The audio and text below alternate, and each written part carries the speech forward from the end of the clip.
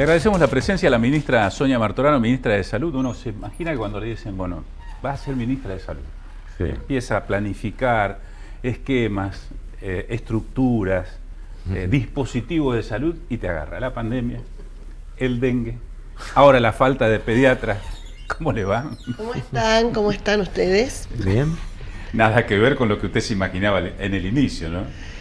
Claro, además vos acordate que yo empecé como secretaria de salud. Entonces uno va dentro de un ministerio a hacer el apoyo del plan del ministro. Pandemia por medio, que recordemos que a los 3 meses de un cambio de gobierno, de un equipo nuevo, fue declarada pandemia. Pero ya yo te digo, nosotros subimos el 10 de diciembre, ya en enero empezamos a leer que algo se venía. Ya en febrero empezamos a hacer compras y demás. Así que sí, claramente, de los planes iniciales hubo que reconvertirse. Ahora que pasó el tiempo, generalmente las disposiciones del gobierno, resoluciones, las provincias adherían, no adherían. ¿Tuviste muchas dudas con respecto a algunos temas que se planteó de la Nación? Porque se habló de una pandemia, mejor dicho, tuvimos una pandemia muy cerrada, no tuvimos clases, es decir, se cayó el trabajo. Es decir, ¿estabas de acuerdo o no? En general sí, yo te voy a contar por partes. Algunas cosas tuvimos tiempos distintos que los nacionales. Nosotros tuvimos mucho menos tiempo cerrado acá, mucho menos tiempo. La cuarentena inicial fue imprescindible, y te cuento por qué. Esa cuarentena inicial nos dio tiempo. Nosotros veíamos lo que ocurría en China, pero especialmente Europa. Era mucho más... Sí. Era el diario del lunes. El diario del lunes era. Y el diario del lunes era terrible. Ustedes se acuerdan, ¿no? Que se quedaban sin camas, que no tenían elementos de protección. Yo me acuerdo que esa era la imagen que me desvivía por esos tiempos. Y ellos no tuvieron el tiempo de previsión, porque ellos empezó en China, no hubo mucha información, eso también hay que decirlo, y debuta fuertemente Italia, España y demás. Nosotros pudimos ver lo que ocurría en Estados Unidos incluso y tomar previsión. Ahora esa previsión necesitó tiempo. Necesitó tiempo para hacer compras. Y ese fue el encierro.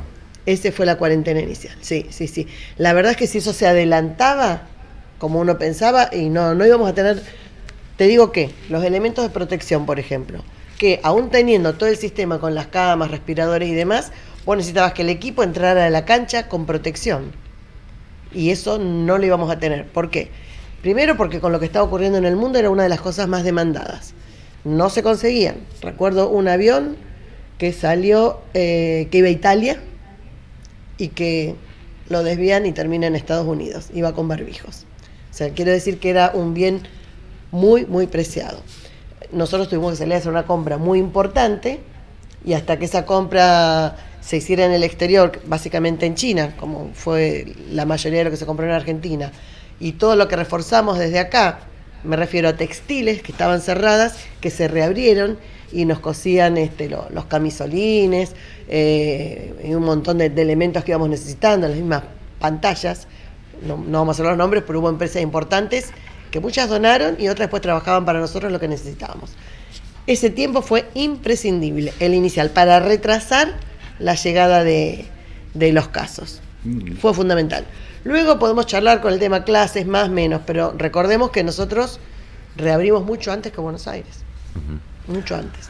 ¿Qué está pasando con los pediatras? Contanos, en tu criterio. Ese es un tema de larga data, no es un tema nuevo.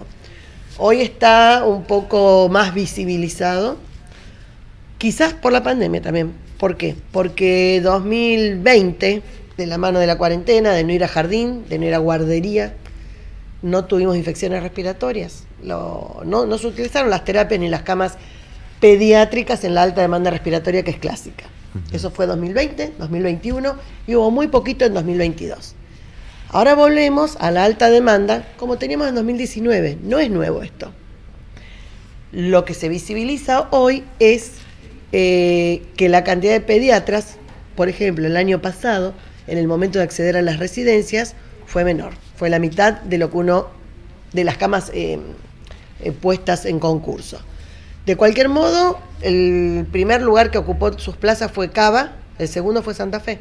O sea, el resto de las provincias tuvo serias dificultades. Hay pediatras que se van a trabajar afuera. Hay pediatras que se van a trabajar. ¿Por qué? Por los montos que se cobran. hay homologación directa, hoy España e Italia. A ver si nos ponemos de acuerdo, sí. Sonia.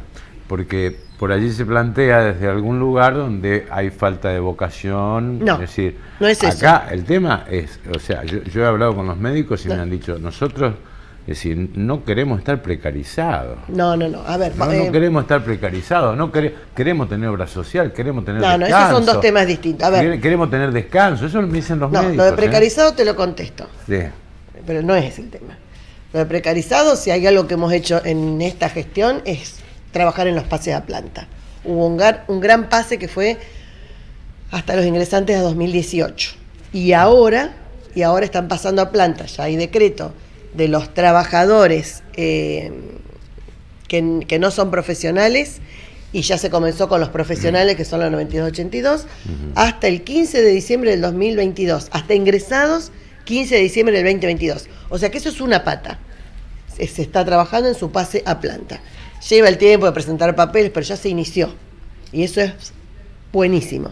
Por eso nosotros en el acuerdo paritario insistíamos mucho en la aceptación, más allá del incremento que se pactó y que ahora se revisa y que hay una nueva reunión paritaria. Nos parecía fundamental que uno de los puntos que habíamos puesto como gobierno era el pase a planta de todos los tipos de contrato, cualquiera fuese el tipo de contrato.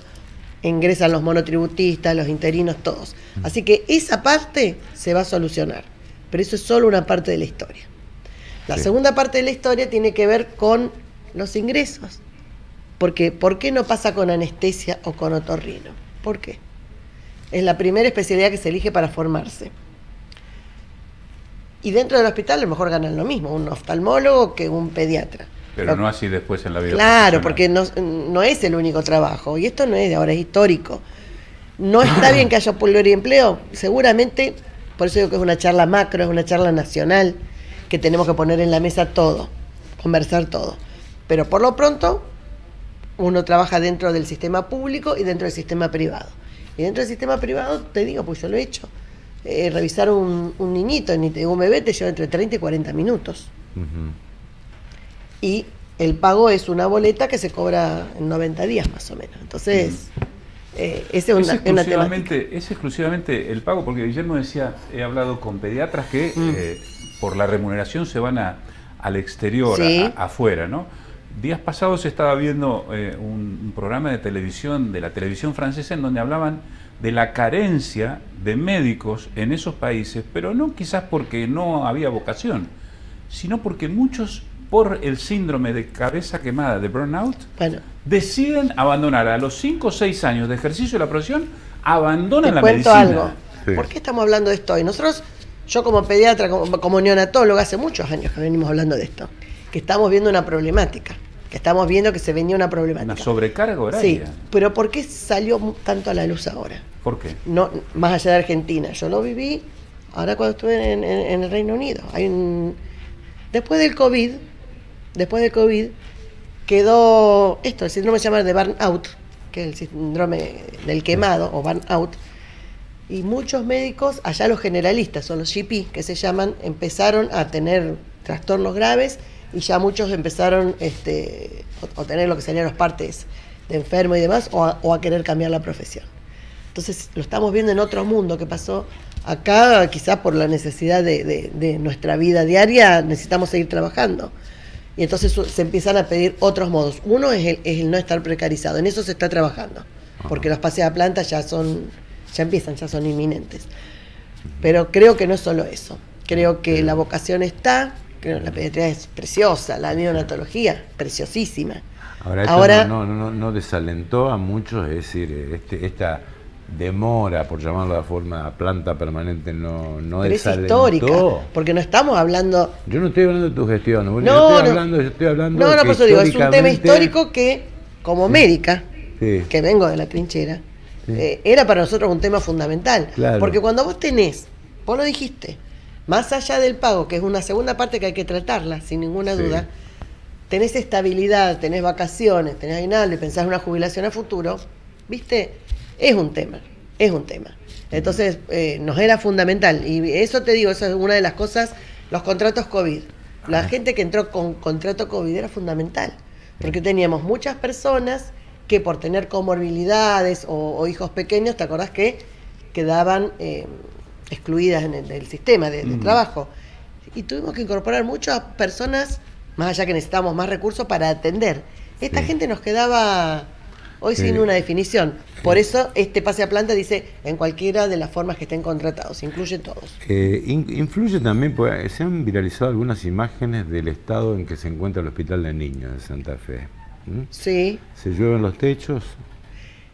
Se está mejorando. Cuando Bueno, yo he hablado también con profesionales y dice, bueno, pero también no puede ser que se lleve un techo en un quirófano del Hospital de Niños de Santa Fe. Cuando yo ingresé, que era un 10 de diciembre, alta complejidad. Ese primer sábado, hacía 2 días que habíamos asumido. No sé yo sé si el tema es de obra pública, no, es de gobierno, es de gobierno. Sí. Cuando nosotros ingresamos, que fue, me acuerdo, el 10 de diciembre, o el 11, ese primer sábado una lluvia enorme y tuvimos que venir porque se estaba inundando el Hospital de Niños Alasia. Se estaba inundando. Esto. Esa fue la primera imagen que tuve cuando recorrimos. De ahí en más comenzamos en un trabajo importante. Ese trabajo, no sé si lo han visto, pero se está trabajando en lo que es oncohematología, en lo que es terapia. Se está trabajando se digitalizó el hospital, tiene un resonador, angiógrafo. O sea, hay obras, se está mejorando el Hospital de Niños Alasia que estaba necesitando esto. Sí. Más allá de eso, hay algo importante, la Alasia no solo necesitaba obras, sino que era el único efector que recibía Centro Norte. Sí, Centro Norte. Yo voy a contar algo personal de alguien muy allegado, adolescente, bueno, le detectaron escoliosis y fue a hacer distintas consultas en la ciudad de Santa Fe y el médico especialista dijo, el mejor lugar es el Hospital de Niños de Santa Fe. Sí. Y se operó en el Hospital de Niños de Santa Fe con altísima complejidad hace 10 años. Por eso te digo, si vas a ver, están todas las obras que se están trabajando. Es una lástima que los techos se lluevan del hospital. Por eso te digo, hay todo un plan de trabajo. Terapia, oncohematología. Hay un trabajo grande que se está haciendo porque fue uno de los lugares que se priorizó, dejando algunas otras obras, pero esto se priorizó. Está bien. Lo mismo, generar terapia pediátrica y aumentar lo que es internación de pediatría en Rafaela, porque todo lo de allá venía a Santa Fe. Entonces teníamos una sobrecarga tremenda y era un hospital que ya, imagínate ahora en esta alta demanda actual, si además tendría que estar respondiendo. Hoy Rafaela nos está dando respuesta. Sí. Hoy es un lugar donde podemos derivar. Así que se está trabajando en red, pero se está arreglando. Claramente que había una deuda con Alasia, ¿sí? ¿La pandemia desnudó las falencias del sistema de salud de la provincia? La pandemia puso blanco sobre negro. O sea, teníamos un sistema de salud que funcionaba, nunca dijimos que no. Lo que claramente había que, como vos me decías ahora lo de la Alasia, bueno, había que trabajar sobre la Alasia, había que descentralizar, en eso se está trabajando, es decir, mejorar, dije Rafaela por decir algo del Centro Norte, pero ahora vamos a inaugurar una gran obra en San Javier, que era un lugar que también tenía que derivar absolutamente todo, en Helvecia. Cuando vos vas a la zona sur, también iba todo a Rosario. Hoy ya se estamos inaugurando en Pueblo Ester, en Ibarlucea, se está generando en Funes. Las parejas, se empezó a descentralizar, que eso también es una decisión política. Trabajar mucho en esto. La pandemia nos obligó a reforzar los terceros niveles, cuando sabemos que lo importante es el primer nivel.